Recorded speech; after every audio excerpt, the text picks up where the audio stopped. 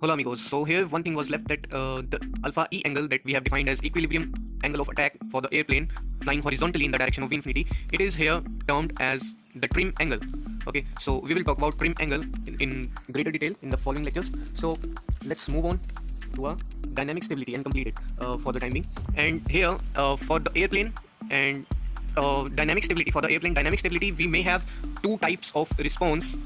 as shown in figure 7.8, A and B. So here, as you can see, the airplane might respond in first A part or might respond as B part. So what is happening in the A part, that the airplane was initially disturbed from its alpha E position to greater angle alpha A. So the displacement that was alpha minus alpha E is now analyzed over a period of time, which means the displacement alpha minus alpha E is a function of time. So the initial disturbance because of the wind that is blown that was blowing around the aircraft, which created the displacement alpha minus alpha E, was because of the gust. The blowing wind is also known as the gust, and this initial disturbance in the first A part can be seen that it diminishes or keep on decreasing with the time. So it comes back smoothly and it goes to zero after a period of time, and it stays over there. And this first part is the aperiodic system, that is aperiodic dynamically stable system, because the airplane was disturbed alpha minus alpha E, and then it come back to its alpha E position in a finite time, and it stays there. Okay, so if let's say the aircraft come back to its alpha E position and it goes below alpha E position, just like the pendulum, we know that when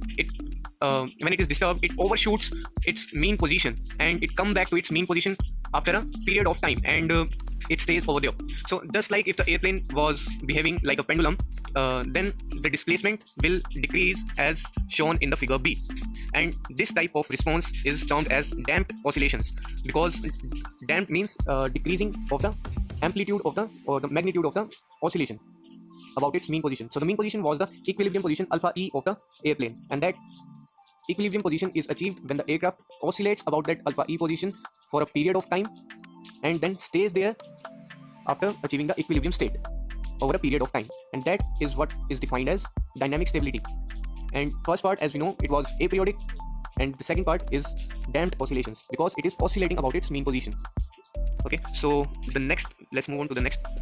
And here we have the dynamic instability, which means if the aircraft or any object that does not return to its mean position or the equilibrium state over a period of time, and its amplitude keep on increasing further, that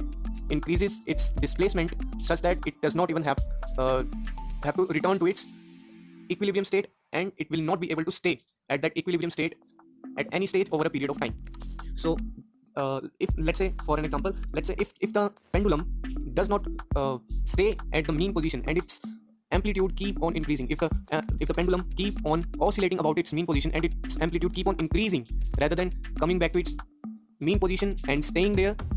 it come back to its mean position and overshoot it further with the increased amplitude. Okay, that's the kind of instability that is